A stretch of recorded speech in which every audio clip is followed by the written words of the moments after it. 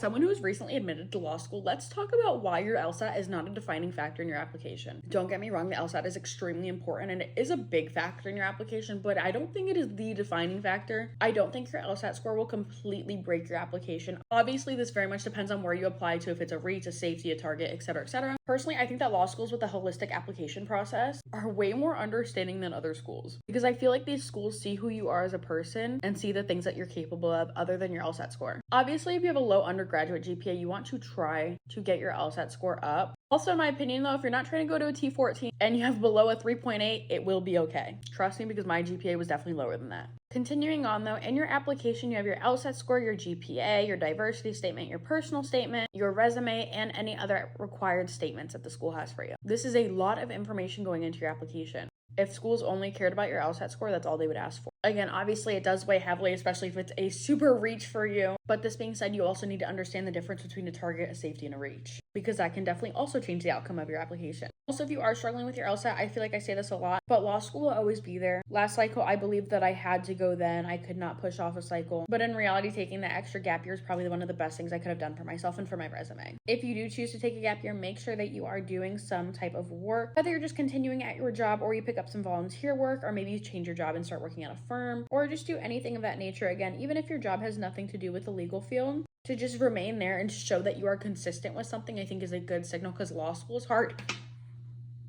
And it is 3 years of hard work. This is why my mom doesn't let me paint my nails on the table. Okay, it's okay. So again, to show that you are consistent with something and always showing up, and you're capable of getting good recommendation letters from your employers. Again, I think taking a gap year can be super beneficial. And a lot of people who are K through JD actually recommend taking a gap year. And they look back and wish that they did, because it is so go, go, go once you get to law school. Also, during your gap year, take that time to explore. Do things that you have always wanted to try to do. Pick up a cooking class, pick up new hobbies, travel. Make sure you spend plenty of time with your family and friends, especially if you have any long distance family and friends. Me personally, half of my family split up between Indiana and Florida, and then also out of the country. So this past summer, I spent 6 weeks in Indiana because I live in Florida full time. But as I state in every video, I'm truly a firm believer that everything does happen for a reason. So if you get rejected from a school that you thought was a safety, that is okay. Life happens, and honestly, I think that's the way it's supposed to happen. I was getting rejections for my safeties, my targets, my reaches. I got accepted into one school under a conditional offer. And looking back, if I had gone with that conditional offer, I probably would have hated my life.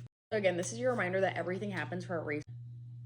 I need to clean this thing. Also, make sure you have some solid softs on your application to kind of help boost if you do have a little bit of a lower LSAT score. And then also, taking a gap year is not a crime. It is okay, and it is probably expected most of the times. But now, since everyone thinks I'm super qualified because I was accepted into law school, trust me, I literally am not. I still have no idea what I'm doing.